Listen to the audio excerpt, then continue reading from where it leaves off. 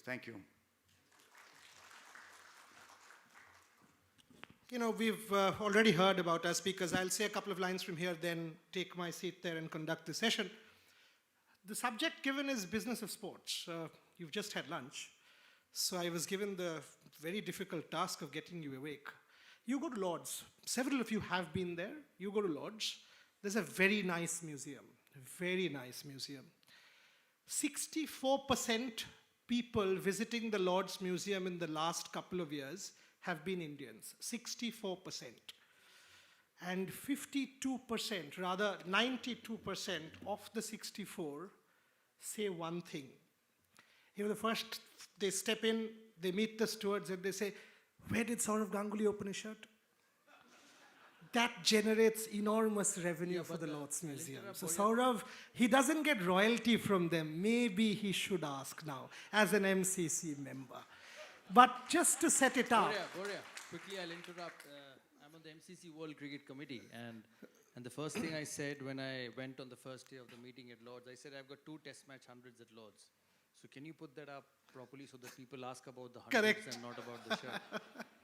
And, okay, second point about Saurav, 306 rupees was what C.K. Naidu's bank balance was in 1932. I have his Allahabad Bank passbook. Do not ask Saurav Ganguly's bank balance. That tells you about cricket and the transformation in the last 70 years. More importantly, the man who taught us to win abroad, the man who gave Indian cricket teeth and muscle when that did not exist at the turn of the millennium. Ladies and gentlemen, presenting to you one of India's best captains, to me, the best captain, Saurav Ganguly. 2008, 92 years of competition. India for the first time participated in the Olympic Games in 1912. And we keep hearing the same story. How many gold medals has your country won in individual events? 0. 7:45 a.m., the bespectacled man from Punjab shoots a 10.8 in his final shot, and that holy grail is ours. Unfortunately, he still sits alone at the top of that podium because nobody has been able to match that feat. 1.3 billion Indians, one Abhinav Bindra, ladies and gentlemen, presenting Abhinav Bindra. 1999, Deepa Malik, the tumors resurface. The doctors tell her that you've got to go in for an operation. As is our society, unfortunately, the lack of sensitivity, and 3 things were told to her. 1, you will not be a good mother. Answer to that, she has 2 daughters, one doing an MBA, one doing a PhD in disability studies at the University of Loughborough. 2, you will never drive a car. She has driven in the most difficult of car rallies around the country. 3, and most important, you will never, ever participate for India, forget your whatever, in an international athletic competition. What does Deepa Malik do? 4.61 meters with the shot put in Rio. Silver medal for the first ever time for India, rewriting the record books. Ladies and gentlemen, Deepa Malik.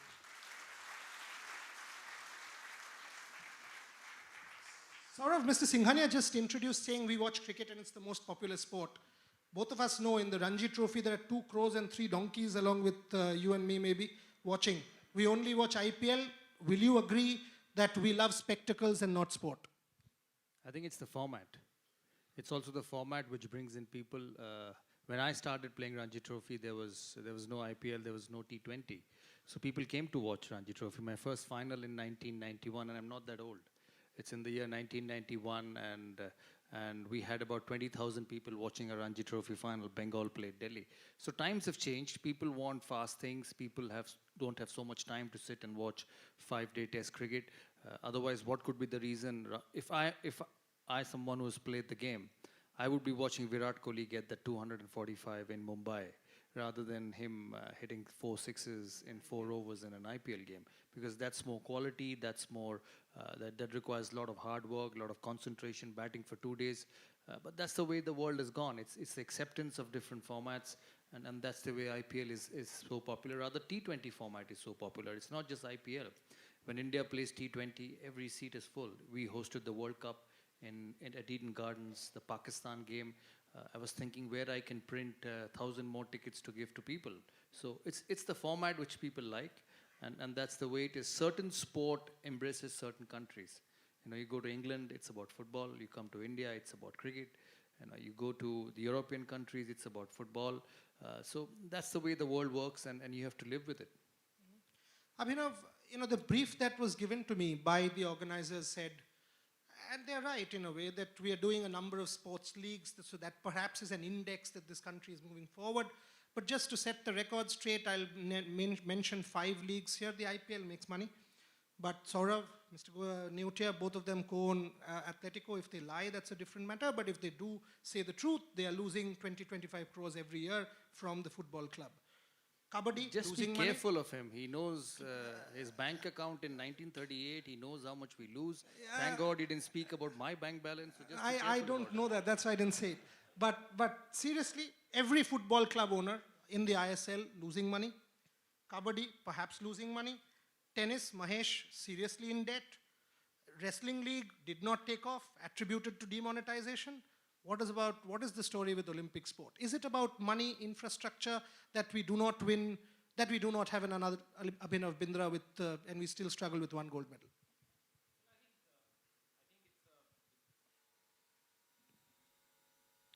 I think there's several matters here, and I think it can't be addressed so easy. It's a complicated matter, but I think for starters, cricket is a religion in our country, but we have to learn to be secular about all the other sports as well.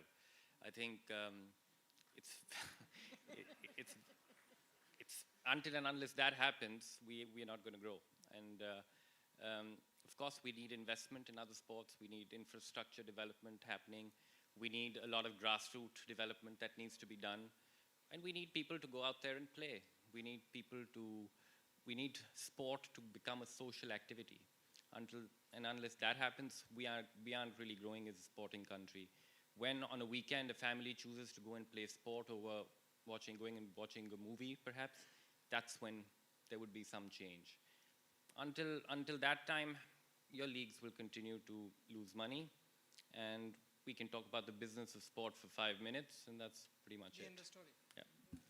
Deepa, you know, before sort of going into the business of sport with you and the question per se, can you just tell my audience the 1999-2000 moment when you were going in for that operation and you had a chance to speak to your husband, who was at that point in time serving at the Kargil war? All of you need to hear this story first before I ask Deepa my question.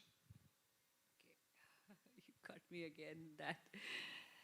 Well, 1999, I was just a housewife, a graduate, educated more for matrimonial qualification. But I found my own way, and since I was in love with outdoors, I played a bit of cricket in the first women's team. And of course, it's a very overwhelming moment for me to share the same stage as Saurav Dada and, of course, legends like Abhinav. I was right behind Abhinav in the opening ceremony of the Commonwealth Games in 2010, which was a serious turn for me into sports again at a later stage in life. And I just looked at him throughout the parade and I said, how does it feel to be an Olympian? And today I sit on the same stage next to him, becoming almost an Olympian. So it's a very overwhelming moment for me. And of course, if I take you back to the time of 1999, when 10 years into marriage with 2 children, very small children, when husband at the Kargil war, my tumor resurfaced and the doctors said that we give you just 7 days to celebrate walking. And I was sent home to get prepared. I prepared myself for that surgery. I learned what was going to be the after effects. And to my horror, I had discovered that once the tumor will be removed, which had already eaten into the spinal cord, from that very level, which was chest below downwards, I'm going to lose all the sensation, all the power of the muscle control, and I'll be totally paralyzed for lifetime.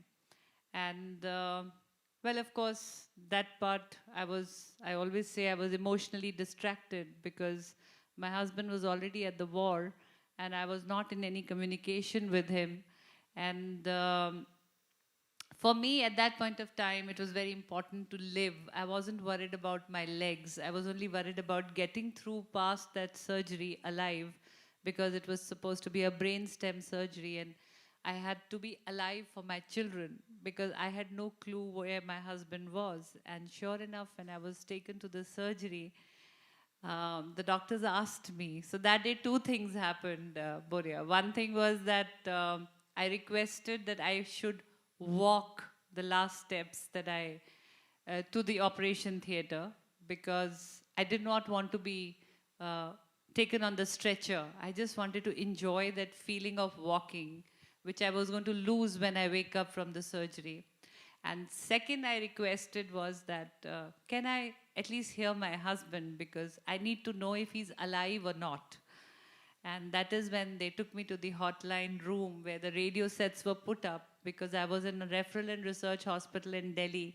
And from there, we were made to speak in the war zone, and it was a very awkward conversation.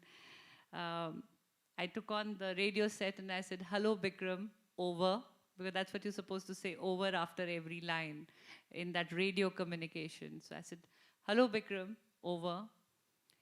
They say after the tumor removal, I will never walk again, over. I'm going to be paralyzed for my lifetime, over." And very faintly, I heard my husband from the other end who said, "Don't worry about your legs, over. I'm going to carry you all my life in my arms, over. Just don't die on me." So, So the point is, from there to Rio and that silver medal, you know, when we honor these people, and several people have said to Deepa, "Oh, for one medal, aapko itna paisa mil raha hai," etc., etc. I leave the he jury knows out on my that. bank balance too. There's something wrong with So, it. but coming back to the subject, sort of, I mean, as a cricket administrator and as a player, you have sort of been there, done that. Can you talk about how you have seen over the last couple of decades the BCCI as an organization change in terms of sports business? How cricket because in the 90s, the amount of money that there was and now, it's a world of difference. Yes, absolutely. I think a lot is because of the television. The television which has come into the game. I think what cricket also does is creates heroes. And I think all sports need to do that. You know, when you open the newspapers, when you open television, it's Virat Kohli all over. And when I look on my left and when I look at my right, you know, Abhinav and Mrs. Malik, the achievements are nothing less. You know, winning an Olympic gold, an Olympic silver, a Commonwealth silver, a gold, among so many participants. You know, cricket is about 13, 14 countries playing. And when they win the gold or a silver, it's probably a bigger achievement. So I think it's important for the administrators or whoever who run the sport, whichever sport it may be, is to make the people around who's following realize that this sport is because of these two. What BCCI has done well over the years is as much as they want control, as much as they want the game to be run in their own way, but they have understood that whether it's the finance, whether it's the popularity, or whatever you call it, it's because of the players. You know, people don't come to watch a BCCI president or a CAB president or whoever it is. They come to watch a Sachin Tendulkar or a Rahul Dravid or a Virat Kohli. That's the practicality and the rule of the game. And I think as we speak about finances, as we speak about how cricket is well run, it's an example for every other sport to realize and understand that with shooting, it's Avinav Mindra who brings people. In terms of her in Paralympics, it's about her. You know, I've seen a few biopics going around. I don't think anything can be a better biopic than hers, what she told, because I've never met her before. And this is the first time I've seen her from close and heard about her life. I've only watched her on TV carrying the national flag or competing. So it's about creating heroes and getting the kids to want to be like that. You know, once somebody asked me, why does Pakistan produce such high quality fast bowlers? I said, because the kids grow up watching Imran, Wasim, Waqar. And they asked me, why doesn't India produce high quality fast bowlers, which is not the case these days. But in the past, because our heroes were Gavaskar, Tendulkar, Gundappa Vishwanath, Rahul Dravid, batsmen, you see the quality. You see the difference in the mindset. And I think you get young kids attracted to the sport is I want to be a Virat Kohli, I want to be an Abhinav Bindra. And it's a total consolation of all this aspect which makes the game viable, which makes the game popular.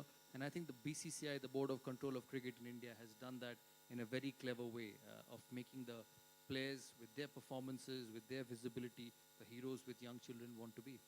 Abhinav, taking off from what Saurav said, I mean, he mentioned one very important point, and that's television. Television making sports people into real heroes. How do you make the sport of shooting, for example, television friendly? Because I'm aware you are on the ISSF panel, you all are grappling with these challenges. Certain sport, whether it's a shooting, whether it's an archery, whether it's any of these sports, how do you make it as television friendly so that an audience like this would watch? That's question one.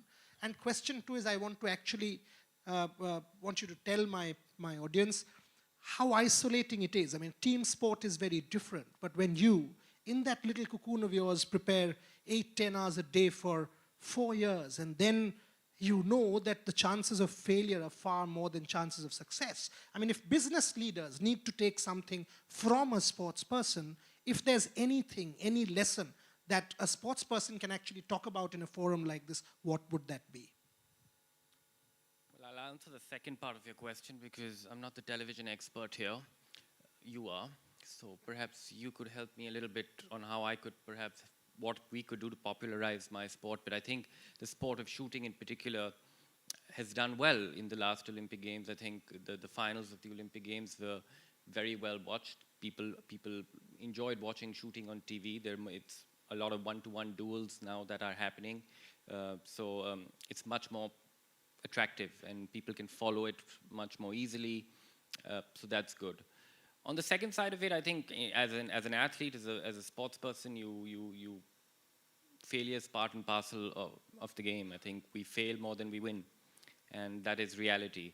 And we have to learn we learn to take it in our stride, and we know that we will fail more than we possibly can win. So we try and focus on the process. I think it's very, very important for me was to be very process-driven, to prepare in a manner and do all what I could do to prepare for the Olympic Games or to prepare for the event and be focused on the outcome and be a little bit detached from the actual outcome, right? Be process-driven on the process and on preparation, but being detached from outcome. And when I went into Beijing, I was very, very detached from the outcome. I didn't care if I won gold or silver. And that perhaps showed a little bit on my reaction. I had no reaction because all what I cared about was to do my very, very best on every shot and to be completely immersed in the process of shooting rather than worrying about the outcome. And if we learn to do the process right, I think the outcome then just follows. Deepa, I mean, it's connected, but can you tell me pre-Rio and post-Rio, if there has been enough sensitization as far as Paralympic sport is concerned, and if I can actually say that in terms of corporate funding, in terms of injection of funds, things will change or are changing? Has the 4 medals that India won made a serious dent into people's understanding? Definitely. But honestly, this lack of sensitization actually kept us detached, like how Abhinav said just now, that we were focusing more on the process because, and we were actually detached not because we wanted to be, we were naturally detached because we knew nobody is watching. There was no farewell ceremonies, there was no mention about the Paralympics. You'll be surprised, just before Rio, people were actually asking me, para sports करते हैं, हवाई जहाज से parachute लेके कैसे कूद जाते हैं? So that was the kind of awareness which was floating. But the medals have definitely brought in an awareness, and especially when there was the country was starved for medals this time, and we were in shortage of golds, and then Paralympic brought in golds, and then the historic first women medal happened, and it just created a fervor. And post Rio, I think we have to give a lot of credit to the media also. They immediately got on and they got us, and people noticed us. But prior to that, we've had a share of long struggle. I mean, I was just talking to Mr. Singhania to actually fund my sports on this wheelchair. I had to be on the set of wheels they have. I had to be with JK Tires doing rallies and trying to create some kind of funding to sort of divert to my sports, and eventually turn into a motivational speaker, because the corporates were ready to call me and pay me for speaking for an hour, and not interested in giving me funding for my sports, in which I had to put hours and hours of my hard work and sweat. So found my own journey to the Rio, but now I guess with the latest fervor, the latest... No, I'll stop you there. I mean, she says, I guess we've got proof. How many of you have stood in queues and at ATM since demonetization? Oh, he loves saying that. I love this. I mean, how many of you? How many of you, ma'am, how much time did you stand? Couple of hours, at least? At least? Several of us? If you actually were there, your time would be added, because when Deepa Malik goes to an ATM, people move away and allows her to withdraw money. That's Yeah, because of so her Rio recognition. that's the power of the medal now. That's the power of the medal now. I mean, absolutely. But sort of coming back to you, you know, when I see Indian cricket these days, I mean, with sport, or when you're a business leader, comes social responsibility. When I see test match cricket, for example, around the world, and I see dwindling attendance, are you concerned as an administrator and as the leader who has, you know, who wears the CAB president's hat, who knows what will happen in future? How do you deal with it? I mean, what is the business model that test cricket, for example, needs to adopt? I think Test cricket needs some changes in the format, because 5 days is too long for people to sit and watch a Test match, because times have changed, people have to work, the demands of jobs and demands of business has become a lot more. You see the day-night Test matches in Adelaide. There were two day-night Test matches played between South Africa and Australia, and the other one, I think, New Zealand versus Australia. And they had the most number of people watching. The amount of people, or the number of people who watched in those 4 days was more than a Test match which is played at the daytime. And I think that answers your question, that you want people to finish work and take their families or friends and spend a couple of hours or 3 hours watching cricket. That's how T20 is popular. That's how cinemas are popular, because you know you can watch it after work and still go home and get back ready for the next day. So that's a change which the format needs. I think in India, the cricket also suffers from too much. I think it's an organizational issue, Test matches. It's a problem when administrators start believing that, you know, it doesn't matter if Test matches don't have people. We've got the IPL, we'll have a T20, couple of T20s during a series, 4 or 5 one-days, and we make the money. So even if Test matches, there are about 5,000 people watching, how does it matter? Our coffers are full. I think that's a wrong way of looking at Test matches, because Test matches is a real part of cricket. It tests you. That's why it's called a Test match. You know, Virat Kohli has to bat 10 hours to get a 240. There are slips, there are short leg, there are balls spinning and jumping, it's seaming. And you need a lot more skill than just hitting through the line and clearing boundaries with heavy bats. You look at England, you go to England, you see a Lord's Test match. You see a Oval Test match. You see a Manchester Test match. And it's full house. England played Pakistan in a Test match at the Oval, and every day of the test was a full house. And I would have understood if it was an Ashes series, or if India was going, people come to watch a Kohli or a Tendulkar or a Dravid. So it's also about organizing. You know, I've just been an administrator for a year, and what shocked me to see that in my own association, the tickets are put up on sale 4 or 5 weeks, or rather 3 weeks before the game. And you go to England, you go to Lord's, the tickets are sold out 6 months ago. You know, I remember wanting to watch the World Cup football final, which was in Brazil. And the final was in July. And I read it on the net that you have to get your tickets by the August of the previous year. So I had to send someone from Brazil, one of my friends, to stand in line get 4 tickets for me to watch the World Cup final. So that's how well they are prepared. I think Indian cricket takes a lot of things for granted. Indian cricket, because of abundance, because of everybody wanting to put in money into Indian cricket, the visibility, the television factor, the names, Sachin Tendulkar or whatever you call it. Sometimes we live with this that it's going to come, whatever it happens. And I think that's a bit of a problem for Indian cricket. Once again, Saurav will take a jibe at me, but the backstage story of Saurav's watching that World Cup final is that he actually got the tickets, but unfortunately did not watch the World Cup final because he was busy commentating for an England-India series and doing some work with me in England and kept blaming me because we watched the final on television together. Anyway. It's a decision which I had to make. Does the money come in the bank or goes out of the bank? So I thought coming into the bank was a better option. Abhinav, we keep talking about infrastructure, money, corporate funding, as if there is nothing in India. Let me just sort of take the other side to my audience. Jamaica, inner city Jamaica, crime rate 20 times more than India. Finance, not there compared to India, way backward. Number of Olympic medals, Usain Bolt, Johan Blake, Nestor Carter, Michael Frater, I can keep going on and on. 2 medal winners from Croatia this time were sleeping on the floor of another athlete who was a sailor. There are several such countries. We mean to say Bosnia, Croatia, Fiji, they have economic infrastructure better than India? Absolutely not. So is it only to do about money?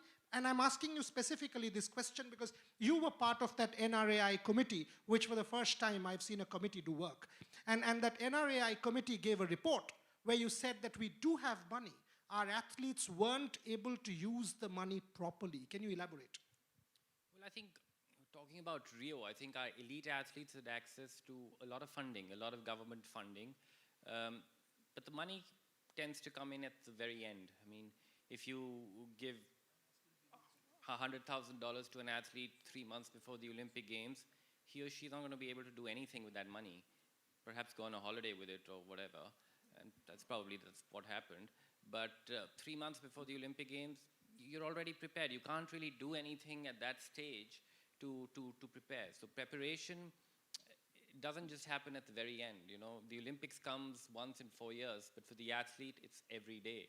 The medal is not won at the Olympic Games, and the medal is actually won on what the athlete is doing in the 4 years in between. So that to me is the most important thing. So Indian athletes, of course, they need to have access to the funding, and they need to plan to have access to experts who could help them plan their careers in a scientific manner, their preparation in a scientific manner, so that they are able to build peak cycles and perform and prepare in a way where they are in the peak of their performance when it really matters. And they have to prepare. You cannot let go of science and technology in today's day and age, and we need to embrace that. And part of it is available in India, part of it is not. So the whole question of expertise, I think we do not have that expertise in India, and we need to import that expertise. But having said that, we also need to empower our own people. We need to empower our own coaches who could help our athletes, but it's a process, and that process starts the day after the closing ceremony of an Olympic Games. I completely agree with Abhinav. Every sport, the success of every sport or the business of every sport is a system. It's a system which has to be created. Why BCCI or the Board of Control for Cricket stands out above the rest is because they have an unbelievable structure to produce cricketers. And you must remember, today Abhinav Bindra, who's won an Olympic gold, or Mrs. Malik, who's won a silver, they actually are the persons who create the funds for the next generation. Today Virat Kohli earns about 150 crores a year is because Sachin Tendulkar or a Dravid created that mass attraction of people or television to come back and fund for Virat Kohli. So one Abhinav Bindra creates opportunities for the next 3, and that's when administration comes in. That's when the system comes in. No sports in the world is an instant success. Sports is about natural flair. Sports is about, it's not just about the gyms and not just about the routines and all the books and knowledges which you need to. Sachin Tendulkar, You know, I've seen him very closely, the best ever the world has produced. I haven't seen Donald Bradman, but I've never seen run around a cricket ground. In the later part of his career, when he started training, he never enjoyed running. He was the fastest in between the wickets I've seen. He used to sit on a cycle where one day I was captain of India, and he's a very dear friend of mine. I had to go and tell him that my mother cycles quicker than he does, because he sits on that bike with his music for an hour and cycles at a speed of 5 or 6. So I told him, listen, Chief, the others are watching. You're the best in the world. Just try and do something different. But that's the way it is. That's the way it is. And so it's not just about natural talent. Every now and then you'll have a Bindra or you have a Malik to take that sport forward. But to make that sport viable, to make that sport a business opportunity, Abhinav Bindra has to support in creating another Abhinav Bindra. And that's where administration comes in. Keep him in the picture. Make him your model. Make him your source of inspiration or source of income for the association, for the sport, and pass it on to the next generation. I think that's very, very important. Saurav has actually given me the lead on that. Just so all of you know, Abhinav Bindra in Chandigarh has set up a high-performance center with ultra-modern technology, and I'm quoting Abhinav Bindra, the technology that he has there will not only put us at par with the best sporting nations of the world, but will place us ahead of the curve. Not the end of story there. He has made that center free for every high-performance athlete coming out of India. Deepa, question to you. Okay, I have exactly 6 more minutes to discuss with my speakers and I'll open it up. So please frame your questions, address them to whoever you want to, but questions so that I can get maximum out of them in my 15 minutes of discussion time. The one thing that has dented the sport of cricket has affected you as well. That dreaded word called fixing. Over to you. Tell me the story. Oh my God. Yes, I guess it took me 10 years to be at the Paralympics. I started at the age of 36 in 2006 as a swimmer. First 3 years were as a swimmer. And at the age of 39, I learned how to hold a javelin and a shot put. And I started training for that. 2012, I could have been at the Paralympics because I had qualified the minimum qualification standard, but due to lack of quota allocation to my nation, because when 3 people qualify in my Paralympic sport, 1 quota allocation comes to the country.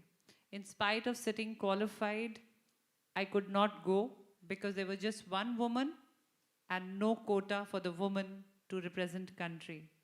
29th August 2012, London Paralympics opening ceremony was going on, and I was in the Rashtrapati Bhavan picking up my Arjun Award. And everybody was consoling, not congratulating, but consoling me saying, "Koi baat nahi, Paralympic nahi hua, Arjun Award to fir bhi mil gaya." 42 years mein Arjun Award mil gaya, aur kya chahiye madam? Retire hoke aaram kariye. But I wanted to be the Paralympian. I wanted to be at the Olympic level sport. And I continued struggling. I struggled, I trained very hard. In 2014, created a new record, the Asian record, picked up my medal in javelin, hoping to be at Rio Paralympics.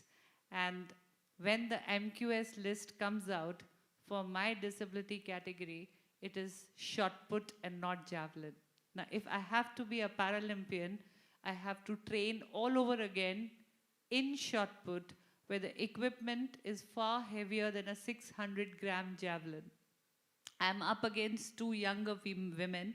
Luckily, 3 girls qualified this time. So I was hoping that 1 quota will come for a woman to represent India. And this time, the girls were 20 years younger in a different discipline, in a better disability than mine. Mine is much severe. And they were practicing to throw a discus, which is a kg of equipment. I was up for a heavier equipment. And at 46, people had discarded. Nobody was even talking about me and saying Deepa will ever make it, because they were only looking at the younger talent, who incidentally, they were training in Finland Olympic Center. And finally, when the selection trials happened, which was 26th of July, the internal trials for that 1 woman's seat, We all threw. We were in different categories. We were athletes, but we were up against our own world ranking. The girl threw. She secured the 5th world ranking, and I was at 8th in the last competition, in the 8th world ranking. And when I threw my shot put, it was equivalent to current world ranking 1 on that year, 2016. So I made it to the selections. I was very happy that finally my dream after 10 years is coming true. I was able to defy all odds, odds of age, of odds of disability, odds of not going abroad and training. And suddenly, next day morning, when I opened the newspapers, excitedly thinking that it will have my name in the front page saying the first woman ever to represent India is Deepa Malik, and she'll be going to the Paralympics. And to my horror, the news said that Deepa Malik's selection has been challenged in the High Court by the other girl, saying that she fixed it. And, and then began the horrendous journey of High Courts, a time when I should be seriously training. My 4.48 distance on that day was challenged in the High Court. 12th August was the last date when the entry was to go for Rio Paralympics. 11th August at 6 p.m., the court gave its verdict. Last 15 days to Rio Paralympics. I should have been training, focused, but here I was running between the High Court and the lawyers. But 11th August, 6 p.m., they declared that your name is fine and selection committee has yet again cleared. So the journey, which was the want of becoming a Paralympian, actually turned into clearing my name of that allegations that the big fish had eaten up the small fish. Deepa Malik, because she was already an Arjun awardee and a known person and a general's daughter-in-law and a colonel's wife, has kind of rigged her way to the selections. And I was getting these weird SMSs and WhatsApps every day. In my inbox and Facebook was filled with messages saying, "Dobara 4.48 फेंक के तो दिखाना, हम अपना नाम बदल लेंगे." So when I was up there for the competition, it was more a struggle for honesty, because being an army officer's wife and coming from an army background, that was the biggest burden on me. My second throw was 4.49. And the white flag came up. And I was, all right, I have done it.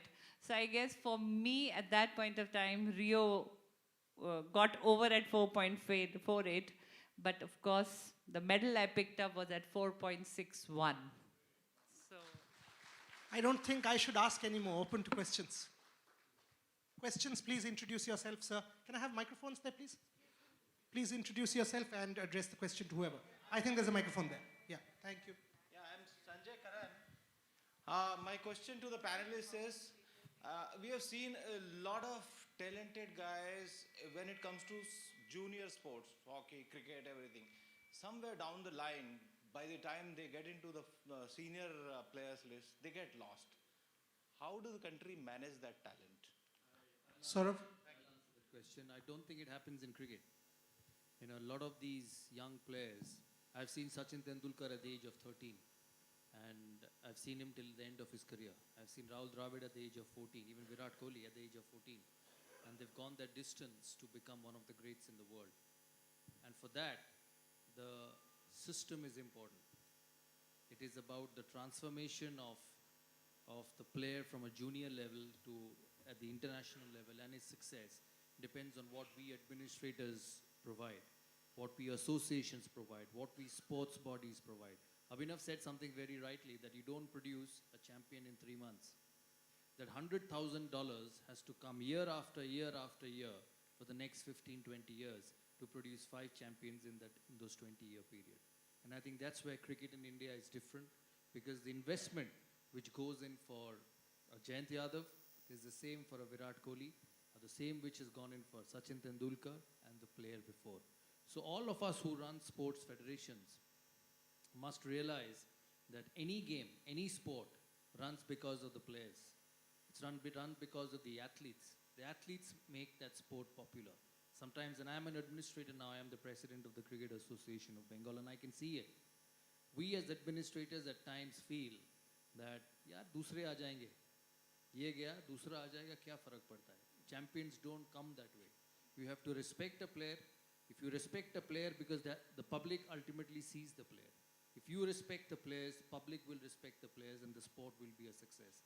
It cannot happen other than any other system because, as I said, it is the players who create the game and not anybody else. Great. The gentleman there and then the lady there. I am Nilesh Shukla, President, Vadodara Chamber of Commerce and Industries. I am a member body of FICCI. Sir मुझे आज एक चीज़ बहुत अच्छी लगी कि sports को अगर आगे लाना है, हम सब बात करते हैं, तो UGC and AICD में स्पोर्ट्स के लिए रिलेटेड कुछ स्पेशल प्रिविलेज मिले, वो भी हमें आज की मीटिंग में कुछ ऐसा करना चाहिए. And second my suggestion is, बिल्कुल सजेशन इसलिए है द वे ये सुनने के बाद कि CSR के अंदर हम क्यों ना स्पोर्ट्स के लिए at least 5% except cricket, because cricket को पैसे की जरूरत नहीं है, एक्सेप्ट क्रिकेट, दूसरे गेम्स को कंपलसरी CSR में भी अलाउड की जाए. And my last request to my all FICCI big tycoon कि जो सब इतने बड़े हैं, एटलीस्ट आज की मीटिंग के बाद इतना मॉरली शपथ ले ले कि आज के बाद कोई भी दूसरी स्पोर्ट्स में भी क्रिकेट के सिवा वो स्पॉन्सर करेंगे. सर आपने जो बोला, अभिनव को मैं वो CSR वाला क्वेश्चन का आंसर उससे मांगूंगा, but I'll take that UGC question with your permission. I've been on several UGC committees myself, which has recommended the incorporation of sport into the school and college curricula. If you actually see the United States and Canada, 50% of the Olympic athletes come from the D1, the university structure.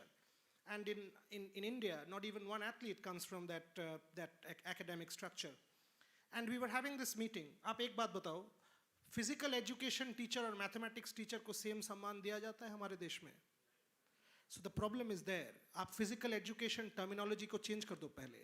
And does the UGC have money? When we were having lunch, I actually was giving the figure away. In one of the committees, I asked the chairman, how much money does UGC have? He said, पैसा का कोई problem नहीं है, कितना चाहिए तुम्हें? I said, what do you mean?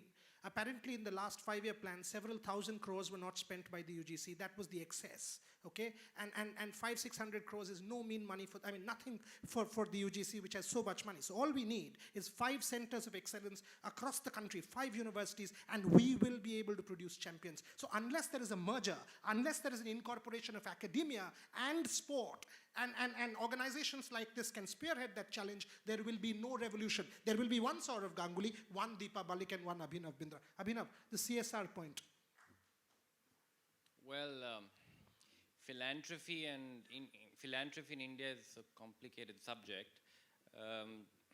But yeah, I think the point I'd like to make is, I look at the example of the United States. The US government does not even spend $1 on their Olympic team.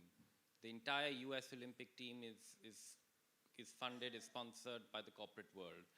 So I just like to appeal to all of you to open your hearts and minds and perhaps your pockets towards Olympic sport as well. We need it badly. The lady there. Maybe one more. Microphone there, please. Yes, sir, you'll be the last.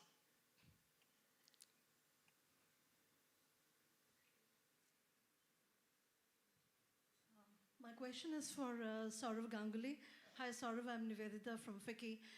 You know, Boria spoke of the dwindling crowd at matches, which is a matter of concern, and there's also been talk of, you know, IPLs being attached a lot to glamour, money, and controversies. Do you really think IPL can contribute to Indian cricket in the long run, and should this format be retained, given the dent it is making on the classic, you know, paradigm of cricket? And this format has to be retained and should be retained because, as I said, times have changed. Funds is very important in running the sport. Funds are very important in creating an infrastructure. The pitches, the stadiums. The BCCI is the only body which has their own stadiums everywhere in India. We are 31 states who run the cricket in this country, and each of them have their own stadium. You don't need to go back to the government for funds or for using their stadiums on a rental basis. It doesn't happen like that. So IPL brings in the funds, and I don't think IPL takes away any sense of skill from any cricketer. Otherwise, Virat Kohli wouldn't be successful in Test match cricket or and IPL cricket. You look at Kevin Peterson, you look at David Warner, Shane Warne when he played, success in all formats of the game. I don't think one format takes away your skill. You just have to adapt. You just have to adapt, and as I said, everything is a combination. A success story, a successful athlete is a combination of everything. Boria spoke about UGC and sport binding together. That can only happen with attitude of the people who run it, the mindset of the people who run it. That is very, very important. So the answer to your question is all format will survive on its own. And to make Test cricket more popular, I think a lot more importance has to be given to that. A lot more planning has to be given to that, and organizational capability. BCCI, in spite of its very immature organizational setups in various state bodies, have still managed to make this sport a successful one. So the question Can I take a minute making yeah. an appeal when we talk of CSRs? I think FICCI and all of you here, the members of FICCI, have really declared today by inviting me on the same dais here as a sportswoman and honoring me and made me sit here. You have declared that yes, you all are very inclusive in nature and you all have accepted parasports as a mainstream sport and given it equal status. I extend my heartfelt gratitude for that. Thank you for this recognition. And at the same time, when we're talking of CSR, please do devote some amount to the parasports because we need it a lot. There are a lot of challenges for us and we need the CSR support as much as possible. But at the same time, I also want to make a request that do a direct adoption of athletes and please keep an accountability of their performance. Don't just give away CSR to various NGOs or organizations blindly just for the fact that you have to do a certain CSR because it's a mandate, and two, it's a tax saving whatever. So don't give it away. If you're involving yourself, please have 100% involvement. Adopt athletes and also take account of their performance day after day. I think then we will have the real purpose of the CSR. There has to be a correct feedback on the CSR also. The money spent. So the last question, very quickly, my time is almost up. I'm Ravindra Arora from Film and Television Producers Association, Bombay. Question. Sir, दादा आपकी life का biggest mistake Greg Chappell and Deepa ji से और दादा और sports से कि हिंदुस्तान में ही नहीं विश्व में स्पोर्ट्समैनशिप मिसिंग है क्योंकि हमारी एजुकेशन सिस्टम में स्पोर्ट्समैनशिप रखना सिखाया नहीं जाता तो वो सिखाया जाए. All the best and good. Okay, that was a comment. Good. 3:45 was the time given to me. It's 3:44. So I'll close with some closing comments, just about 20 seconds each on my three guests and three speakers. You know, at Rio, Abhinav and I spent a lot of time together, and I keep doing this, and he keeps laughing at me saying you glorify a fourth place finish. But just to let you know that Abhinav lost by 0.1. Do you know what a 0.1 is like? If any of the ladies sitting in front, and I keep doing this, if you take a strand of your hair and hold it up, if anyone in this audience is able to see the strand of her hair, the tip of that strand, it's half of that. So that's the difference between a winner and a loser of an Olympic medal in sport. That's how difficult it is. So we really, really need to produce champions over 4 years and not 4 months. Deepa Malik, because I'll close with Saurav. She's been sort of going from pillar to post since coming back from Rio, getting celebrated all over the country, and very rightly so. But then I asked Deepa, what next? Are you planning on retiring? She said, I've already started training for the London World Championship in July, and come Tokyo, maybe the silver will turn into gold. Finally, to Saurav Ganguly. 2003-04, India was written off by even, he speaks a lot about the BCCI as an administrator these days. At that point in time, the BCCI secretary said India will lose 0-4 in Australia. because this is a team that has no chance. Sourav Ganguly rewrites history books by scoring that 144 in Brisbane. The series turns on its head. It's a series we should have won. It was one all India played the best in Australia. Thereafter, we beat Pakistan in Pakistan under Sourav, and Indian cricket's revolution was complete. So on that note, ladies and gentlemen, I think three very extraordinary people. Can I have a standing ovation for Sourav Ganguly, Abhinav Bindra, and Deepa Malik? Thank you very much.